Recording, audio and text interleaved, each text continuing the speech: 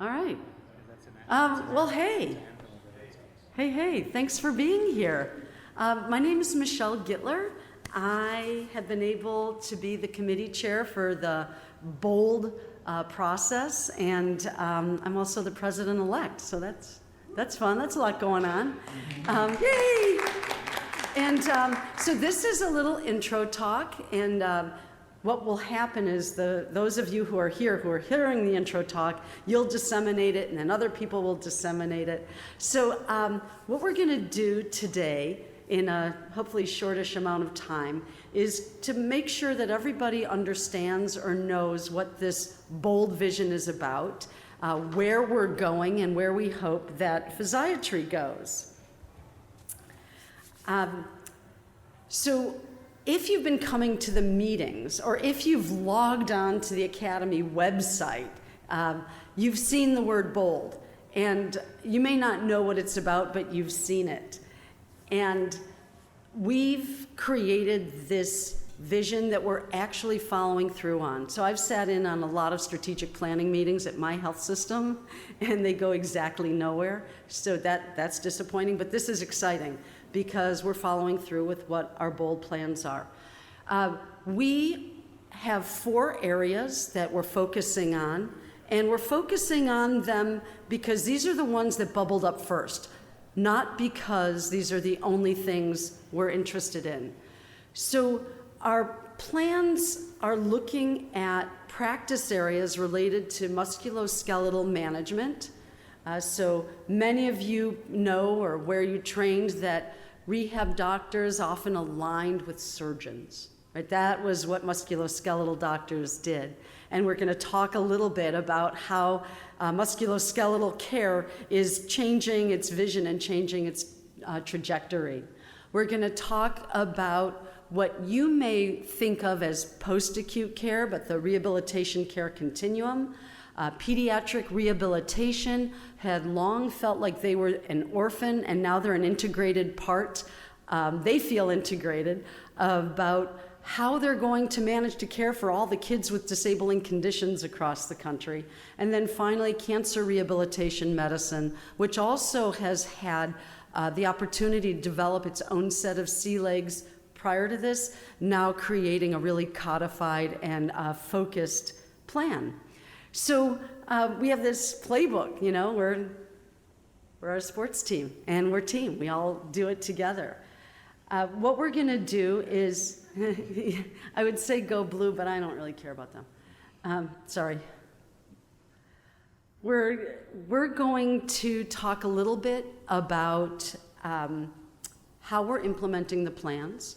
You're going to hear a snippet, and I threatened everybody, it has to be snippets about how each part of the academy is making the plan happen. So Dr. Panagos, who many of you know from prior years at the Assembly, who used to run the Program Planning Committee, now is chairing this new Specialty Brand Expansion Committee.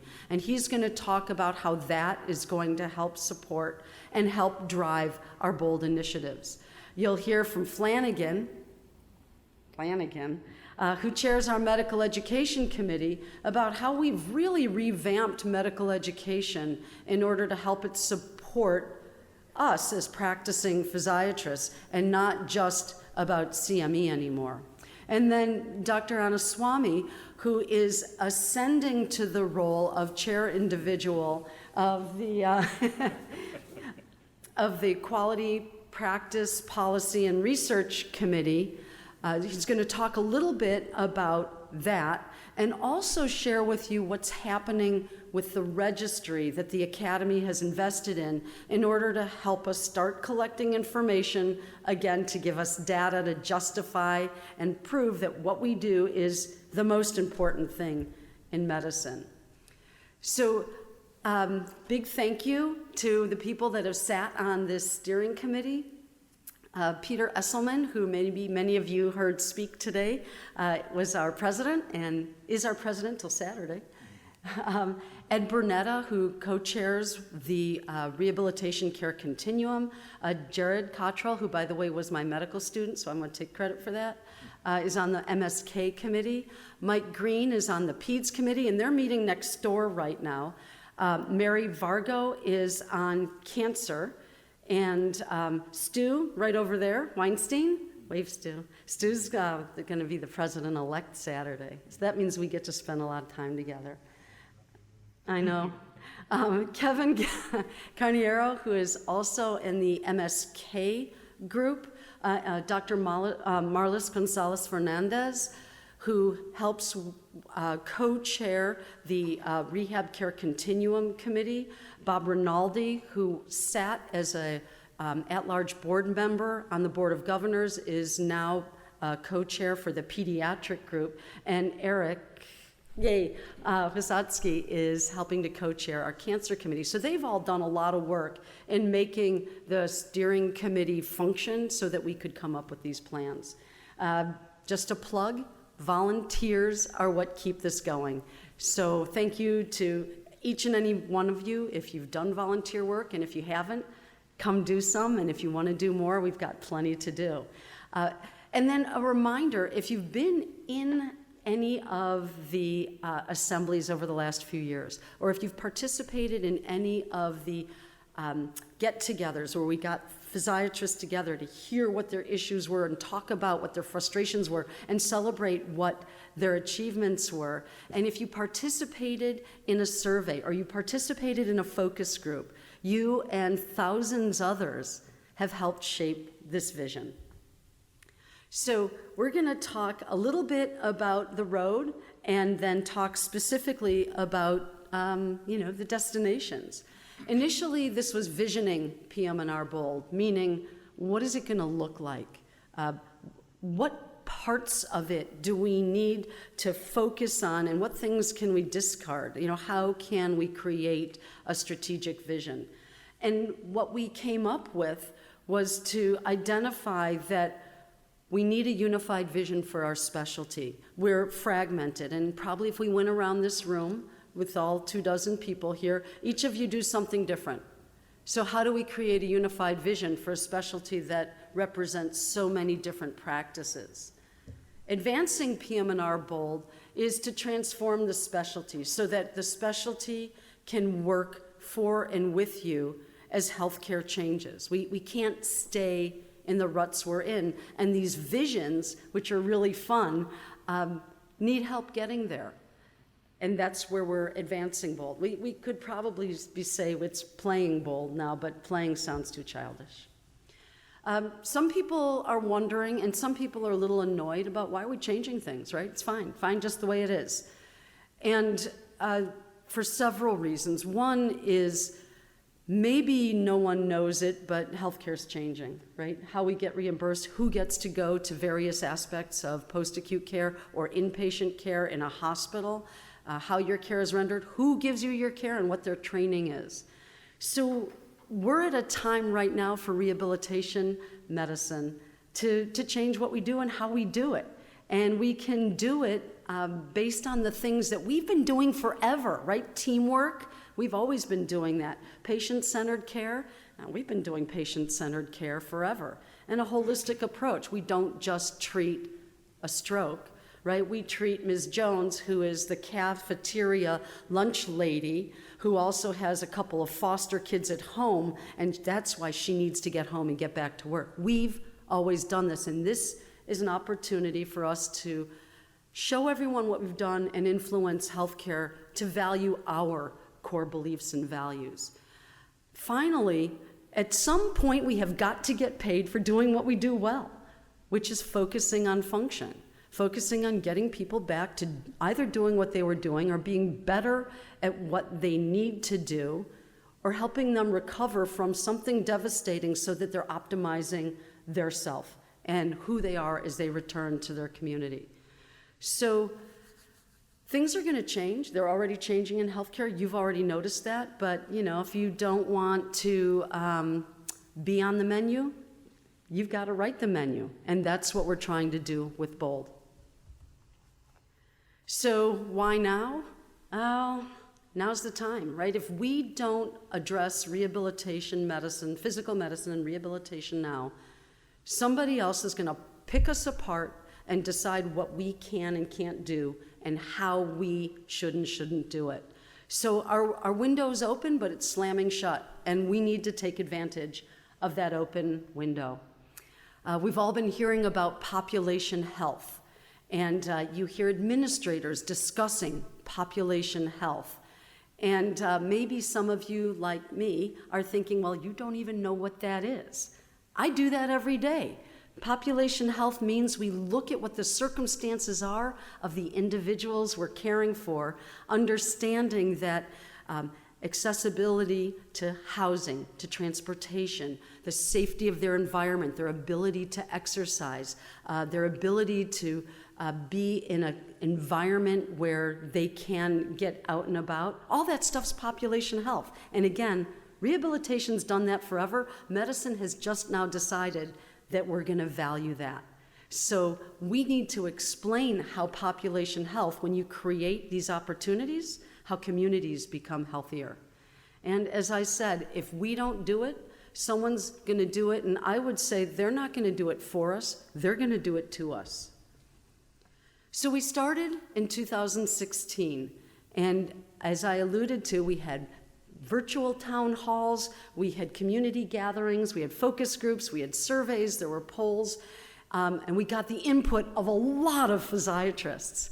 Once we had all kinds of data, then we sat in a room, literally, all day, with 50 members from across the spectrum of care, from academic to private practice, inpatient, outpatient, interventional, non-interventional, and we looked at what all of the ideas were that were brought up by our members, and we created a vision about where we're going, which was adopted by the Board of Governors as the vision for the Academy.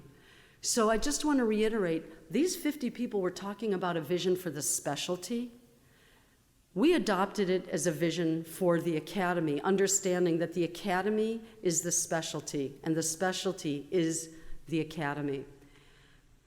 4 strategic areas were identified, which I spoke to you about: PEDS, cancer, musculoskeletal care, and the rehab care continuum. It was originally called the Post-Acute Care Continuum.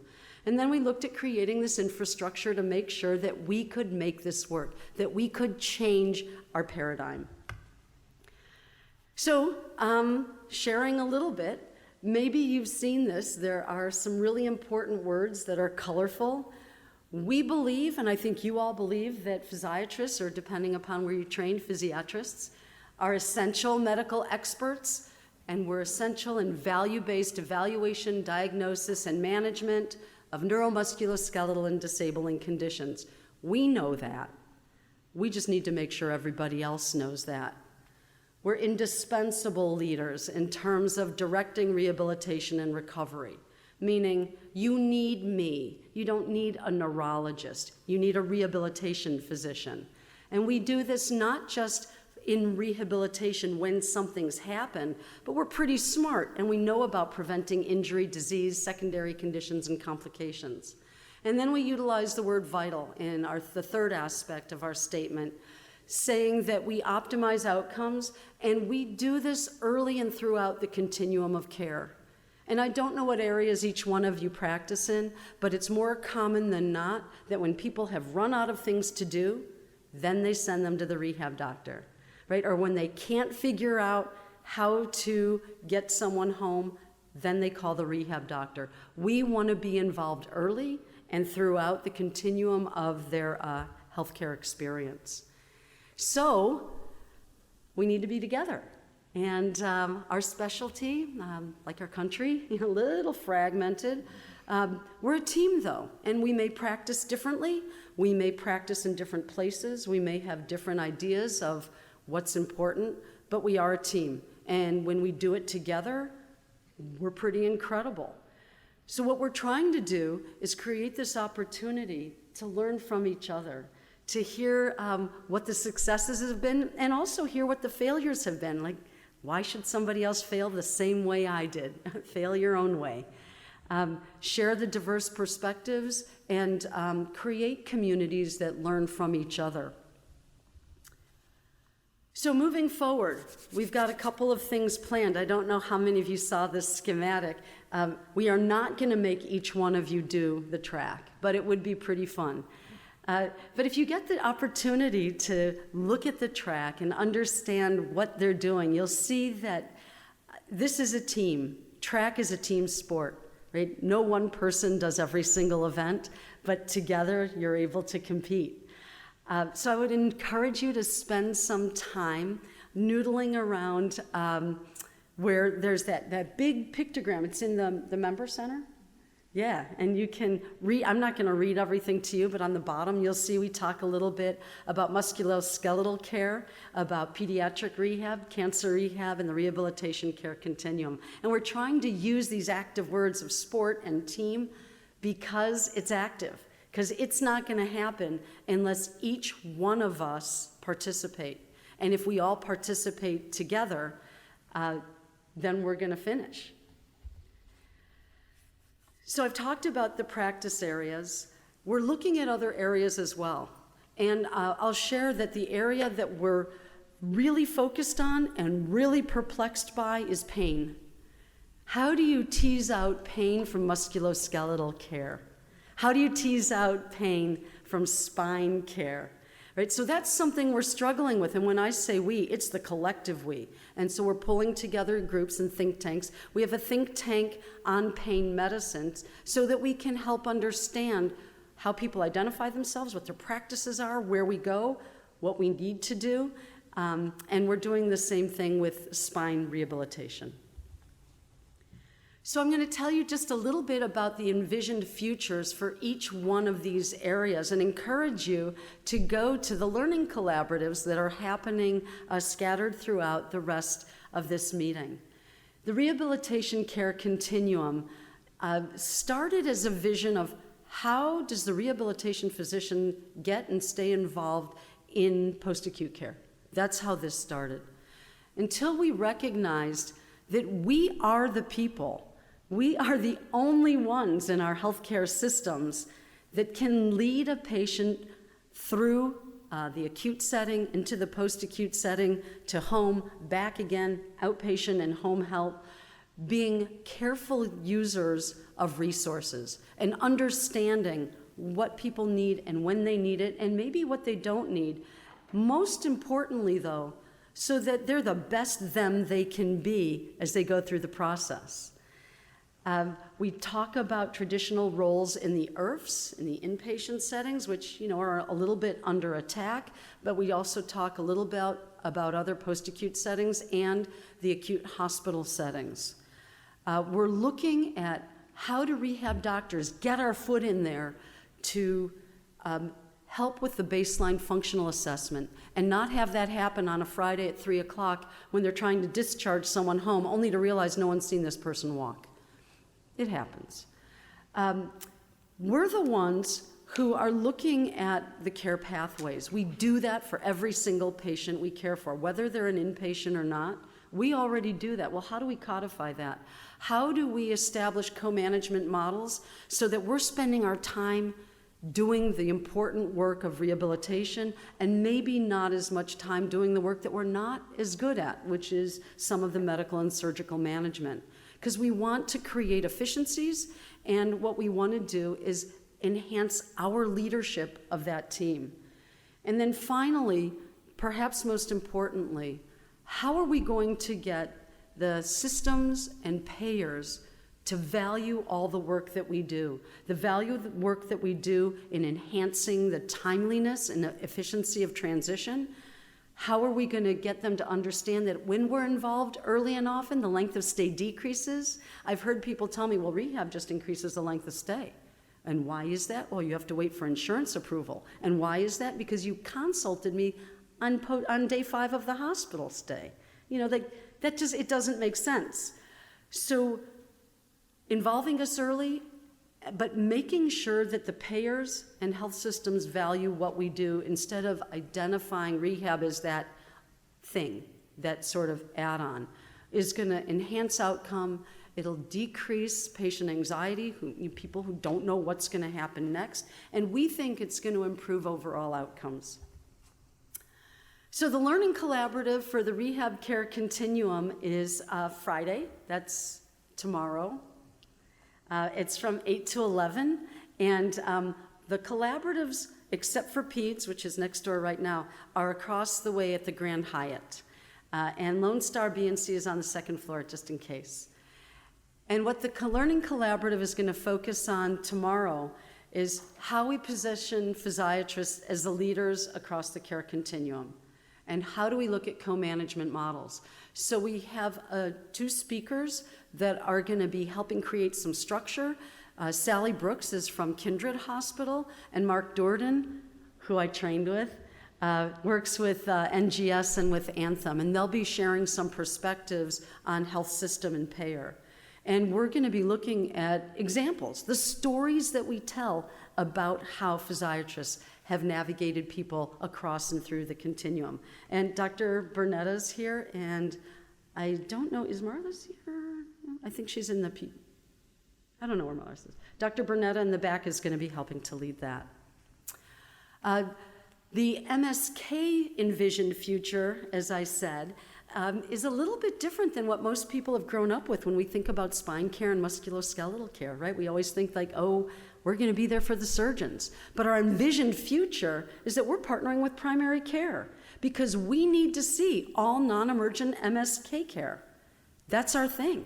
Because if we do that, we're going to enhance people's outcome. We're going to decrease the amount of imaging studies that are done, decrease opiate use, and get people back to doing what they need to do instead of waiting for them to be referred to us. So part of that vision is that we need to be available early and throughout the continuum of care. We're going to create coordinated care. It's going to be cost effective, and it's going to be available for all musculoskeletal complaints.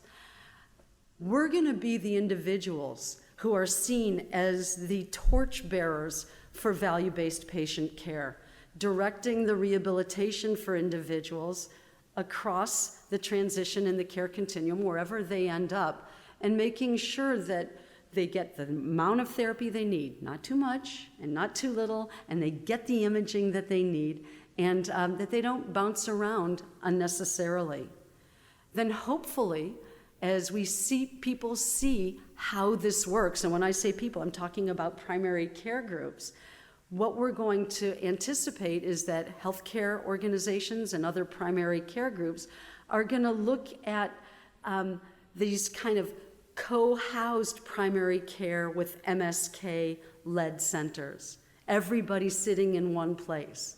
We know it's the right thing to do. It needs to be valued. It needs to be paid for and supported. So the Learning Collaborative for MSK is Saturday evening from 2 to 5, across the way in the Grand Hyatt, Lone Star BNC, same room, second floor.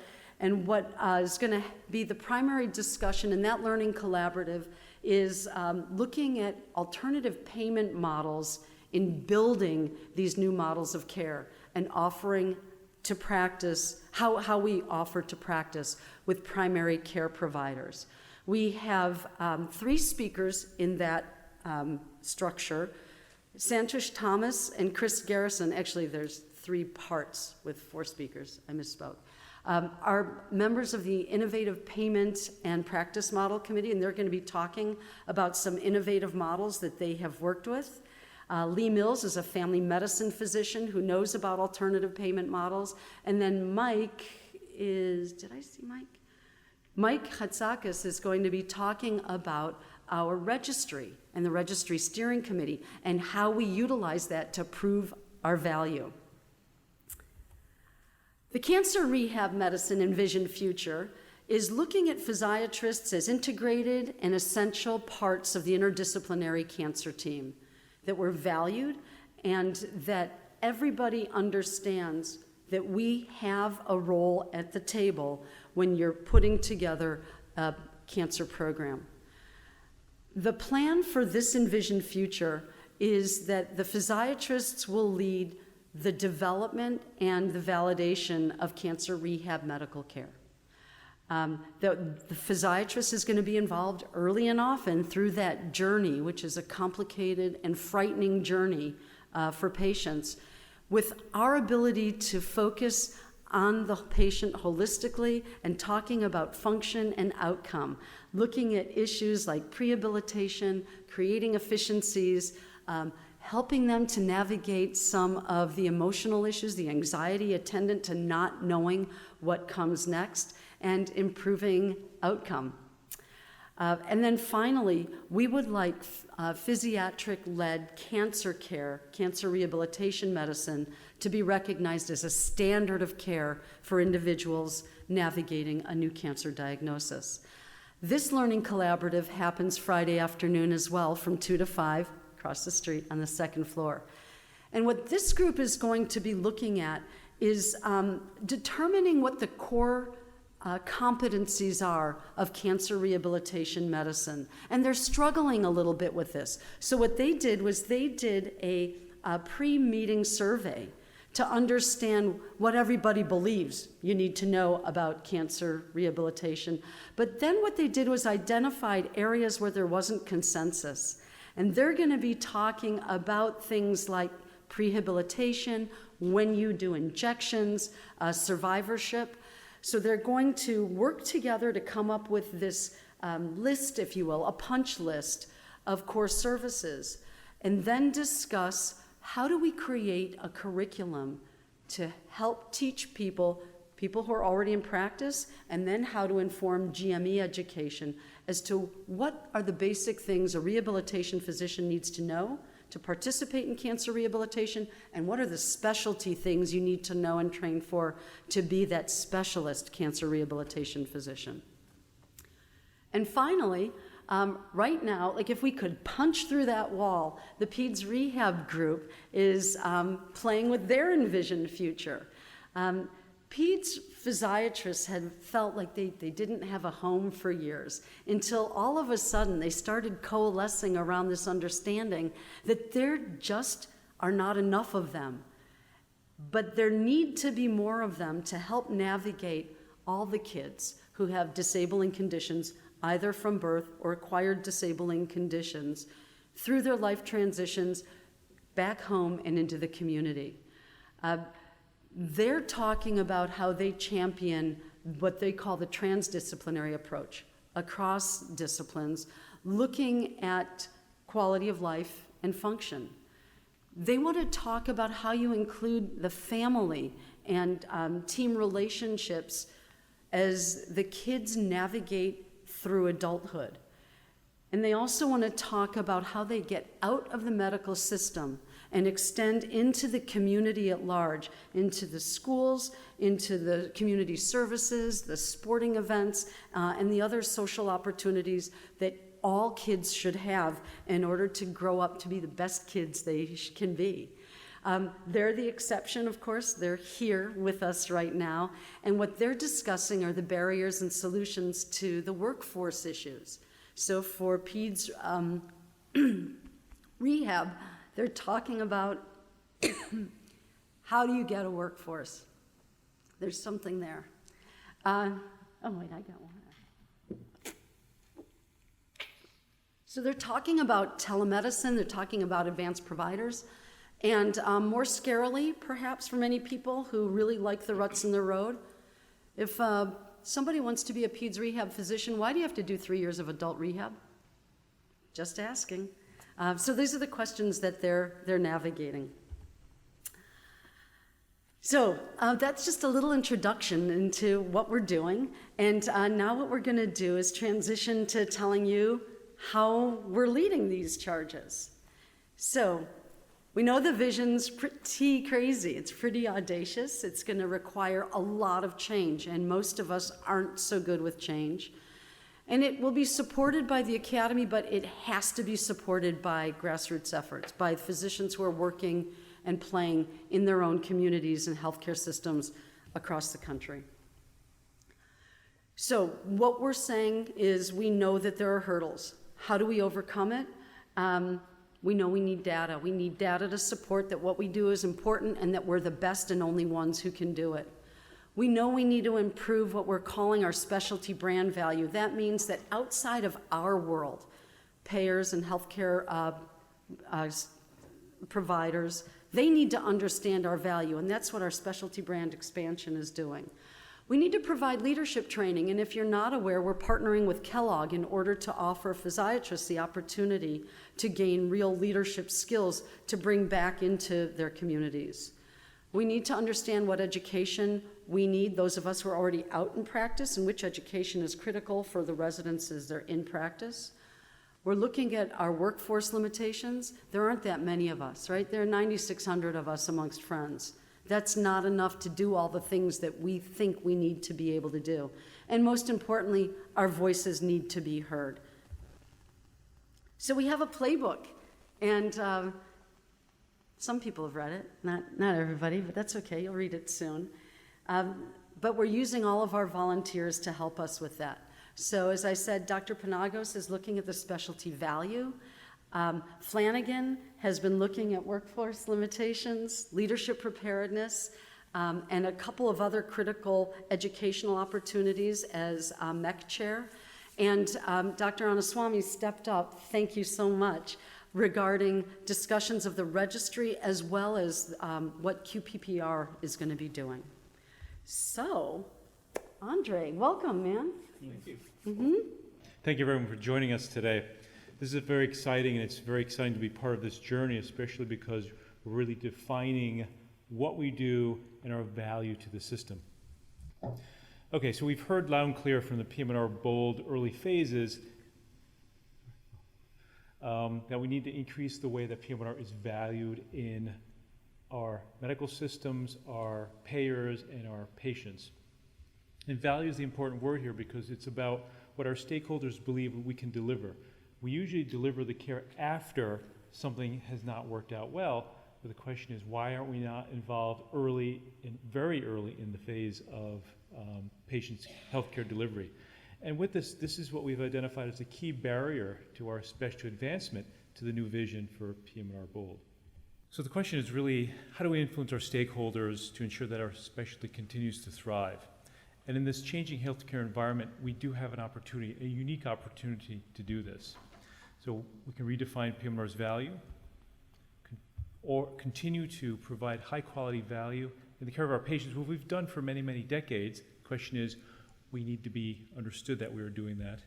And most importantly, to be valued by the influential healthcare system stakeholders in the future visions that are being developed right now. So we're working to address this. And so the Board of Governors last year set up the Specialty Brand Expansion Committee to address this barrier, especially with external stakeholders. And so our charges have been to prioritize external stakeholders with whom our increased value needs to be emphasized, to develop a comprehensive strategic plan to rebrand physiatry externally among these stakeholders, meaning healthcare system administrators, other physicians, other administrators within the healthcare administrational area, and also to build awareness of PM&R's value aligned with primary care. So we're kind of coming away from, let's say some groups feel that orthopedic surgery is one of the groups that we should be identified with. We're repositioning with primary care because the future will be value-based care, and primary care will be leading that. And as a primary medical specialty, it'll be very important to be aligned with those groups. We also want to support physiatrists to reposition themselves in their local community to provide their care as they know properly within the new development and delivery systems. And really importantly, as well as the strategic alliances that AAPM&R can develop to promote the value of rehabilitation as medicine. So our next steps are to really prioritize our key stakeholders based on the PM&R BOLD strategic plans, which are the healthcare administrators and other physicians as primary care, and to develop that strategic plan to support the goal of increased value in PM&R to align with the new vision of PM&R BOLD.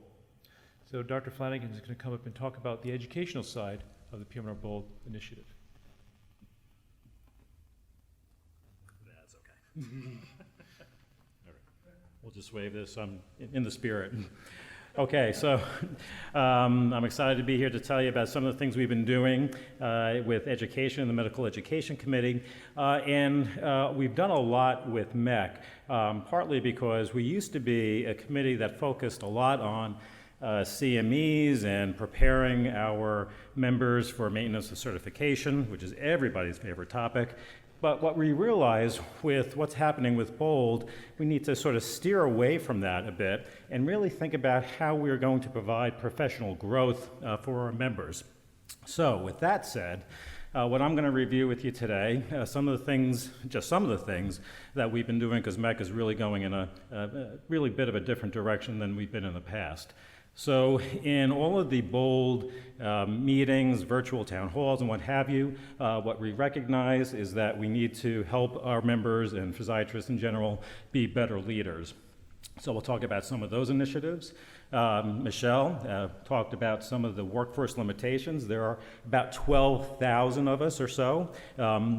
But we're so diverse, there just simply aren't enough physiatrists to really meet the needs, not only of what we're talking about with BOLD, but to really meet the needs of all the patients who really need our services. And we also recognize that with all of the changes that are occurring in healthcare, have we done a good enough job of preparing our trainees to face all of the things that they're going to need to be doing, not only to achieve BOLD, but really be successful in their practices going forward. So let's start with this. So one of the things that Michelle alluded to earlier today is leadership. So in order for us to really advance PM&R BOLD, we need to be strong leaders, advocate for ourselves, advocate for our field, not only locally but also nationally. So we want to help develop leadership in general among members and among physiatrists. So we have a lot of different ways we're going to do that because people learn differently and people have different interests in doing this. So one of the things that are available are online modules. So we developed this with the American Academy of Physician Leaders. We're going to refer to that as APPLE, not just because I'm from the Big Apple, because that's what we'll call it. These are different topics that you can purchase on the Me site and get some credits for that and really learn some leadership skills. In addition to that, what we are really excited about, and I'll explain it a little bit more on the next slide, is our program that we developed with Kellogg, part of Northwestern University. It's a business and administration program, which is really a much more intense program to help develop leadership skills in a somewhat small cohort of interested participants. Only 40 folks are going to be involved with this. I'll give a little bit more information on the next slide. But in addition to this very intense program, it's 2 weekends next spring and next summer. You can, if you finish that program, there'll very likely be 2 additional programs that you can participate in to get some certificates in either general PM&R leadership or a certificate in medical directorship. So those are still in development, but we're really very excited about this, and it's a great program. We are also continuing our AAPM&R Future Leaders program. Just last night, we graduated, if you will, our second cohort of 12 junior leaders who participated in a 2-year sort of mentorship program, being involved in many of the leadership activities of the Academy. We inaugurated our third cohort of, I think it's 12 participants. These are folks who are going to be the future leaders of our field in the Academy. It's been a great program, and I know we're going to continue to do this, and good things are going to come out of that. And of course, at every AA, every annual assembly, we're going to have continued courses, seminars, symposium, what have you, on leadership. So there are lots of different ways that we are providing our members opportunities to learn leadership skills, and we're very excited about that. A little bit more about the Leadership Institute. This is a little bit of an advertisement, but spots are limited. There are only 40 participants that we are going to enroll in this. Again, 2 very intense weekend courses in the spring and summer of next year. These are the topics that you can see that are going to be discussed at these sessions. There'll be homework assignments and what have you. This is going to be led by 2 very strong leaders among us, Bill Adair and Kathy Bell. We're very excited about this, and I think this is going to be a great program, and if it's successful, very likely will continue. We've talked also about the issue that there are 12,000 of us. It's not enough. Clearly, in order to reach the goals of PM&R BOLD, we need some help. And one of the ways in which that can happen is through strategic use of APPs, or advanced practice providers. Physiatrists are leaders of the team, and we anticipate that we can include them, just like we include other members of our team, to advance our goals. But just like in medical school, where you learn almost nothing about PM&R, the same is true about APPs. And although many physiatrists want to use APPs, a lot of them simply don't know how to most effectively use them. So we have developed online modules that are available for physiatrists to learn how to effectively and efficiently use APPs in their practice to help them reach their own goals, personally and professionally, and for also APPs to learn the basics of PM&R so that it's easier for physiatrists to use them effectively in advancing their practices. So that basic 101, we also anticipate, since many of us are specialized in different areas, that we will continue to develop modules to help provide additional education that's a little bit more advanced to help them serve the field and physiatry. Next year's annual assembly, which is in San Diego, and I hope to see everybody there, the theme will be team. So we will be offering discounts to APPs who register as part of a physiatric team to attend that annual assembly. We're excited about that. There'll be some content that's dedicated for APPs in order, again, to help us do what we need to do to reach our goals, as well as some select team skills lab and what have you. So we're excited about that.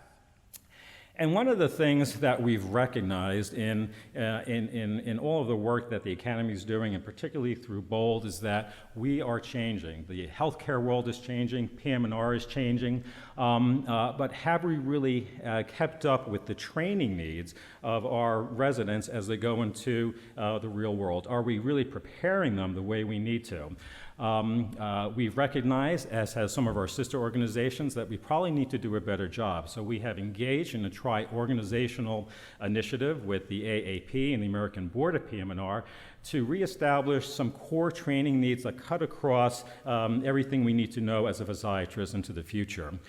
But in addition to that, because the Academy is very aspirational, we're also developing highly specialized, comprehensive specialized curricula that outline competencies in very specific areas. Right now, we're working on musculoskeletal care. Cancer rehabilitation is next.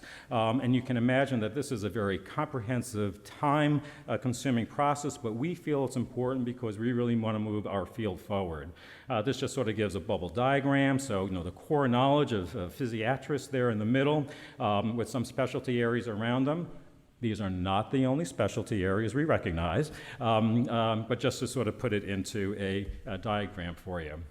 So the goal here is not to create a new requirement, sort of an unfunded mandate, but we really want to set aspirational goals for what training in physiatry is about, both in residency and in fellowship training. Then we can identify the gaps that exist in our current training programs and then work with programs, use the Academy and all of our resources to help fill those gaps. And again, so we're really very excited about this. This is just a few of the initiatives that make us participating in, but more to follow. Come back next year and find more. And next, I'm bringing up Thiru, who's going to be talking about data and the registry, really important.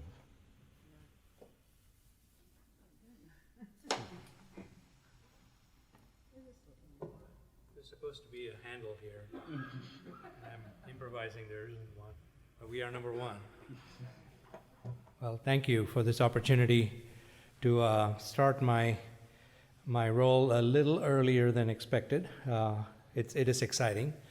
I'll be talking a little bit about what we are doing with the registry and what we are doing in general in QPPR as it relates to the BOLD program. So it's my pleasure to be here. So we are essentially working on 4 big areas. We are helping transform the specialty to meet that new vision that we have envisioned for ourselves. We are going to help prepare ourselves to reach those goals. We're going to be more dynamically engaging the members. And as a result, or together, we're going to be enhancing the strength of this organization as the primary force behind realizing that vision. So the registry essentially will be a vehicle through which we can drive the collection of data and use the data to inform our research, the research that'll essentially fuel this engine. Then we are also going to use that same data to inform us for reimbursement and contract discussions that the members can use in their own practices and institutions, as well as different institutions can use for benchmarking and quality reporting and comparing specialty to specialty, institution to institution, etc. It's not necessarily comparative effectiveness as much as elevating the quality as we benchmark each other as to best practices. The registry will also allow us to engage with each other in a consistent way. So we are not just talking in platitudes or subjectively, but we are actually using data to then learn from each other, engage each other's discussions, and then be a value driver for the membership. So this triangle, this pyramid, can be upside down, sideways, or the right way up, because there is no telling whether the value of the registry, who it appeals to the most. The first and foremost is keeping the patients in mind. So we can enhance our ability to deliver better care for our patients using the registry. We can help individual members, like I alluded to earlier, to use the data that the registry will help collect and analyze. And we can also enhance the value of the specialty. The specialty can use the data in the registry as a whole to understand its value and then prove its value. The academy will then be the driver of this whole engine again. It can influence not only practices, but it can influence policy and legislation as well. So this is kind of, it'll stir the whole process in a way. This timeline has actually been accelerated a little bit. So as you can see there, we are supposed to be in phase 1, but phase 1 is already well underway. We are in the beginning of phase 2 now, because the contract with the new vendor was about 2 months ahead of schedule. And so we are in the process of discussing with some pilot sites already, and so that we can sign them up as early adopters for ischemic stroke and low back pain pilots. Those are the 2 pilots that are currently underway. We'll continue to refine and build out the registry as we go forward. And we are very fortunate that there have been some really highly energized champions at these institutions that are early adopters that we're engaging with already, and we are very, very excited. So to talk about a game plan and kind of to borrow the analogy, I feel like a third base coach.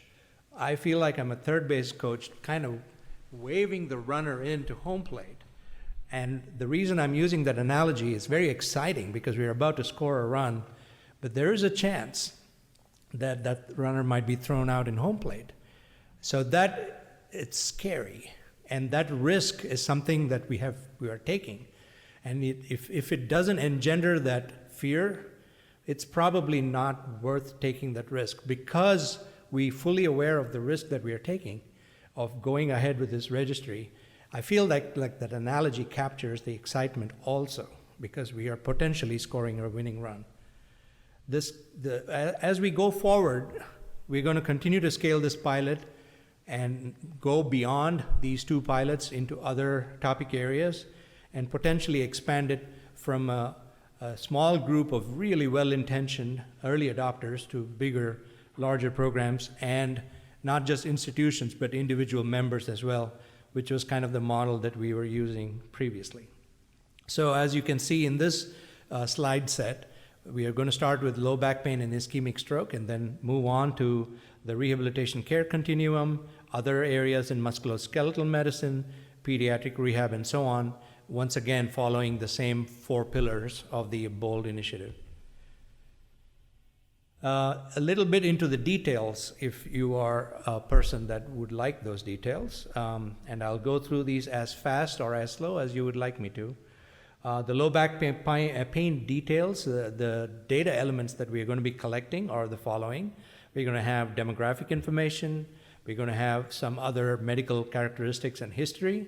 And we're going to certainly collect some very broad areas of treatments and then collect some very important and validated outcome measures, particularly the ones that matter the most. I mean, clearly, as you dive into this, you'll have a lot more level of detail and nuance in outcome measures, but these are, based on our research, very important, fundamentally important priorities in terms of outcomes.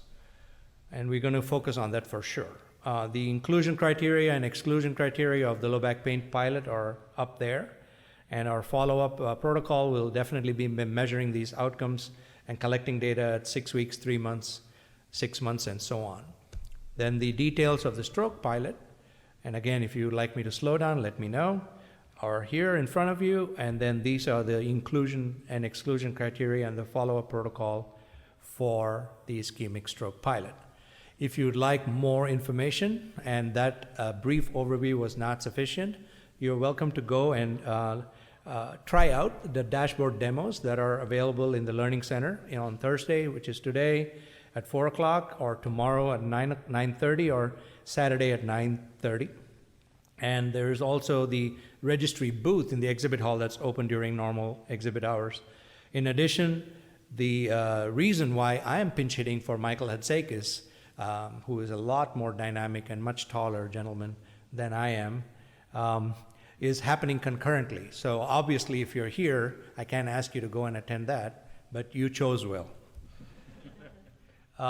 If you want updates and you're not here and you're listening to this on rewind, my apologies, but you are still welcome to sign up to the Registry Insider and get email bullets in your inbox.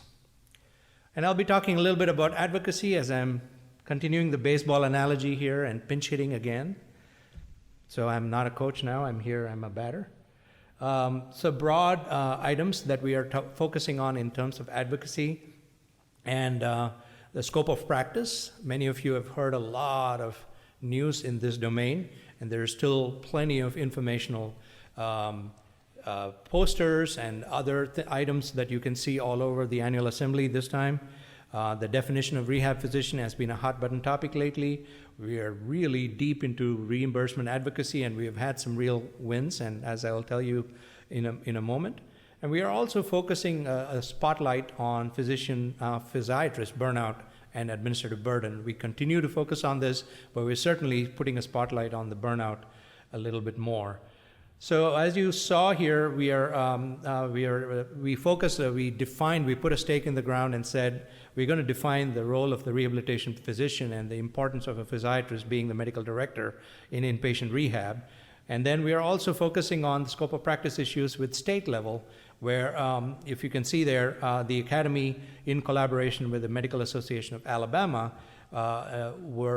we opposed direct access to PT in Alabama, and those are the details of the advocacy activities that we have taken forth in that area.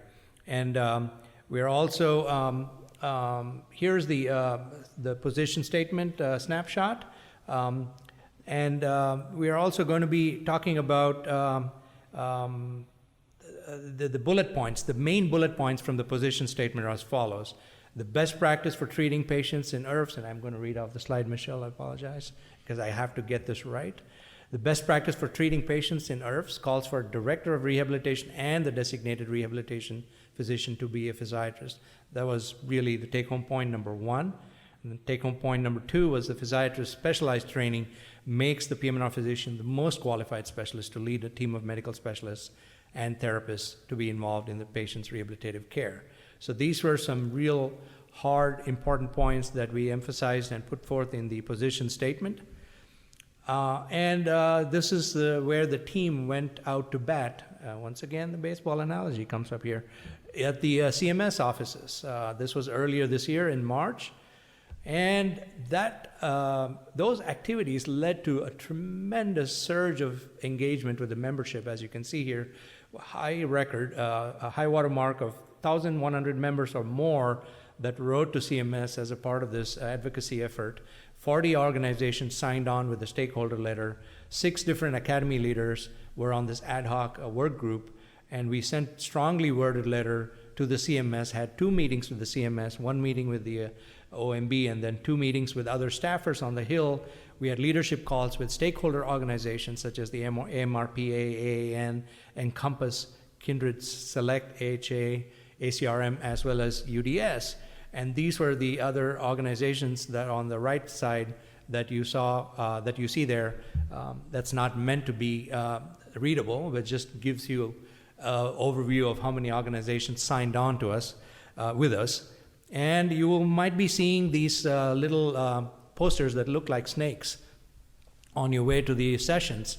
Essentially, it charts out the path that we have taken in this course, in this advocacy effort to define the rehabilitation physician.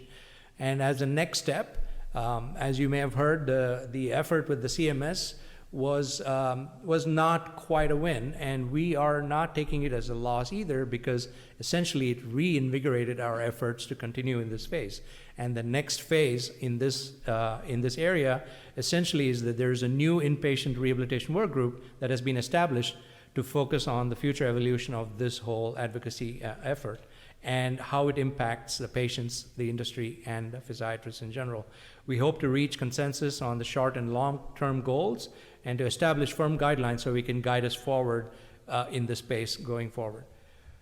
And there's the other snake that we are, that you'll be seeing. I don't know if the snake is the right way to describe it. That's the first thing that came to my head when I saw the slide. It's like these are slithering snakes going forward, and that's the path it took.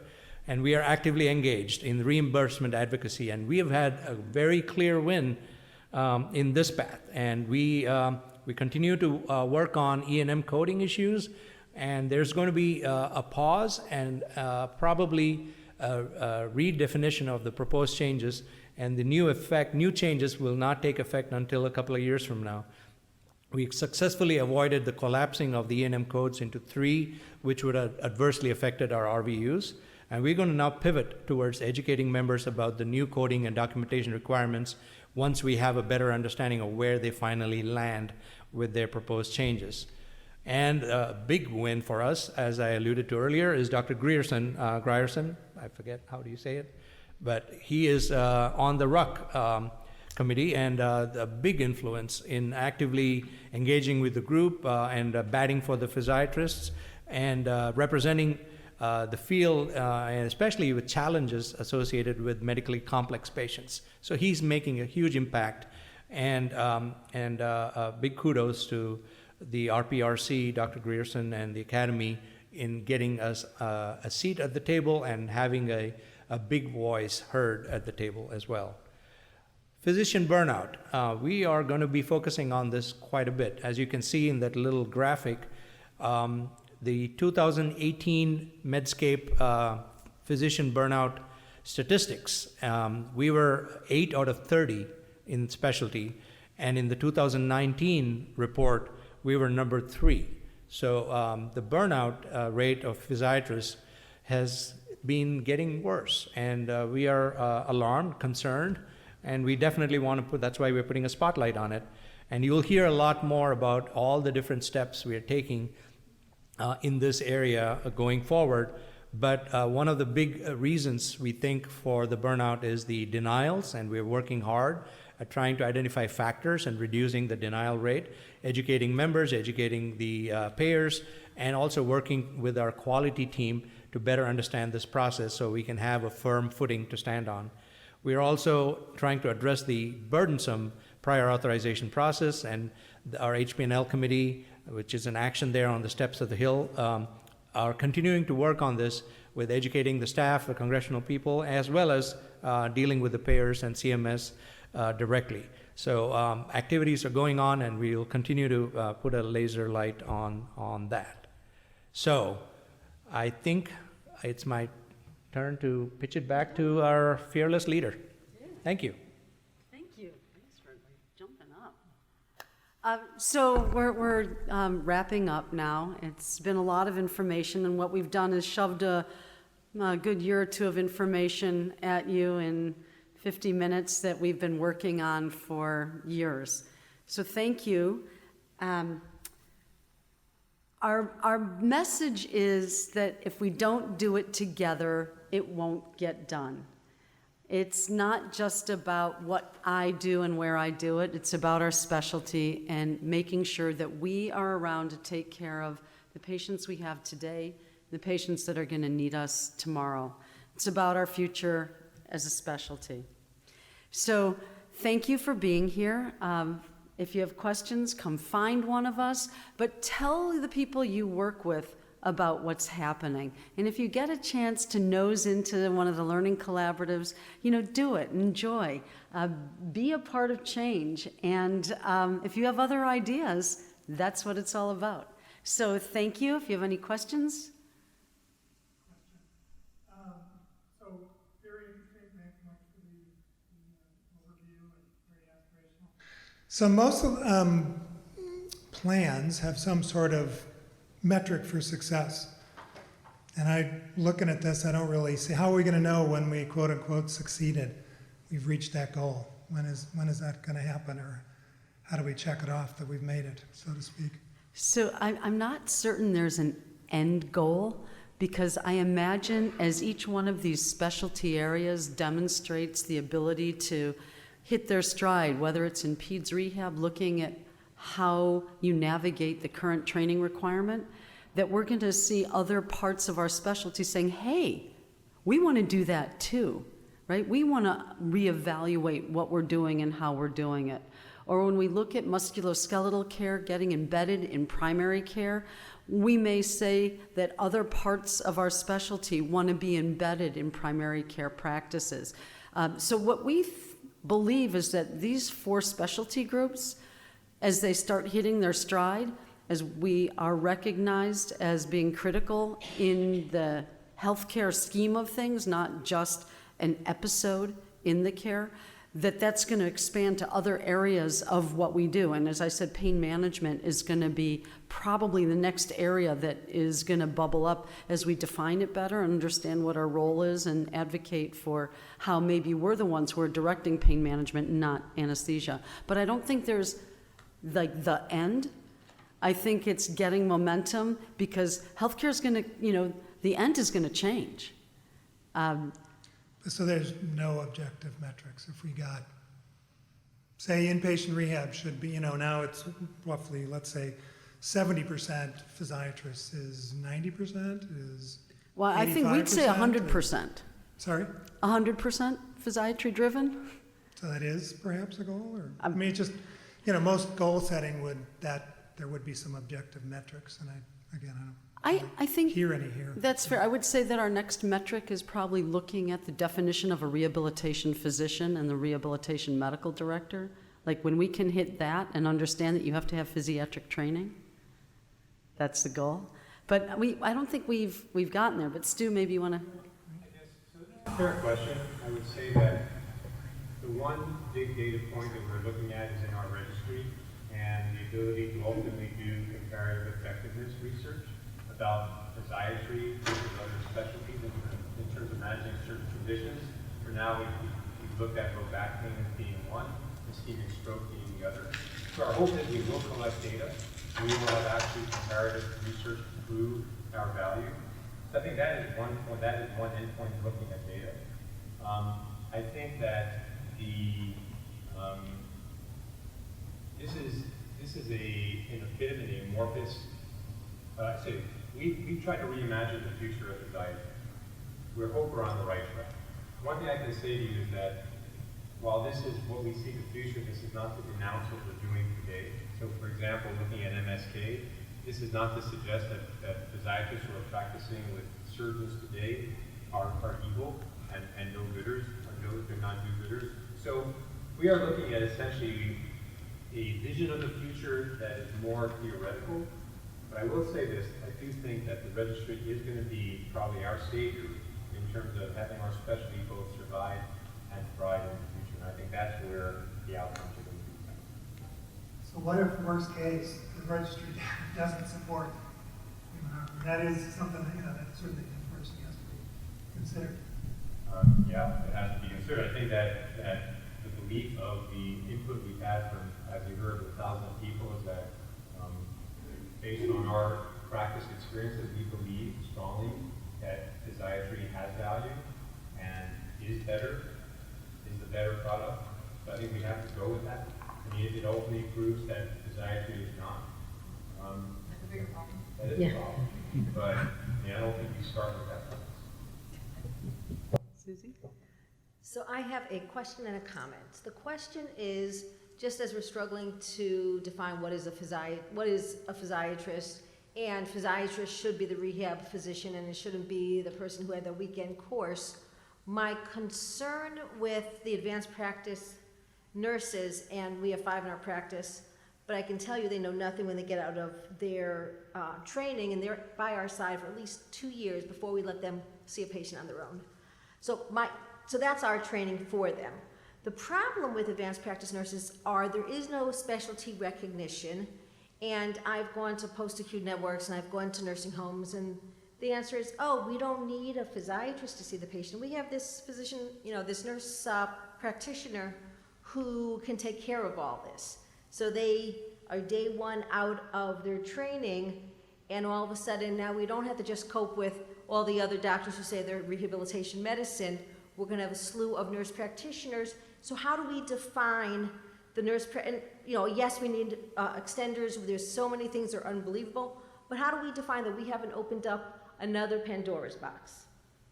So that's the question. The comment, and you can answer both of them, is I do think for our specialty to survive, and that's maybe the goal of the registry, but the comment is we have to prove ourselves, not just, oh, we do great work, which we do, but I don't think with population health, truthfully, that's as cared about as opposed to we're doing economically valuable, efficient work, and what we're doing is saving money. So I believe for our specialty to survive, we have to prove that, and if we can't prove it, there's some issues we're going to have. Oh, And you spoke really well, and I love the jersey. thank you. I think that the issue of the APPs is one that each one of us have in the back of our head, if not in the front of our mind, right? Because they're there. I mean, that cat's out of the bag. Pandora's box is open. The real question is how we ensure that the value of physiatry is understood, right? So that I, as a telemedicine physician, maybe direct that APP.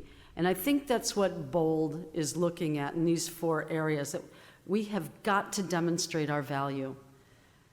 Because if we don't demonstrate our value, then it doesn't matter if some APP who's, was a baker in her previous life and did a master's program at Rush, never seeing a patient, comes out, that happens, right? And goes to a nursing home and says, well, I can do rehab. Well, we have to prove what we've done. We've been doing it since 1946, and we haven't proved it yet.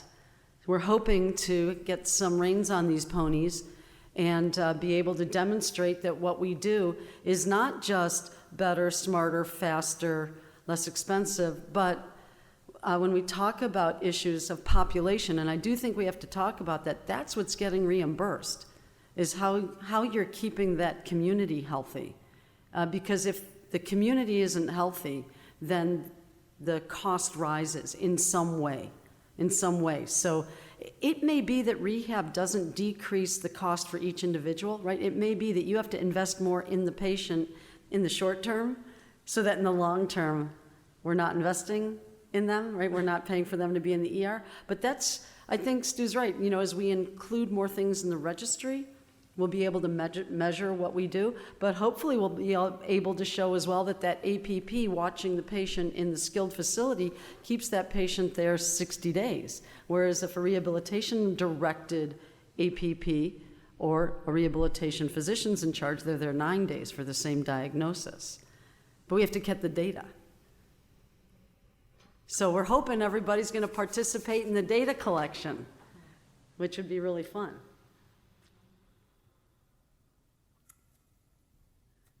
All right, people, go out and change the world.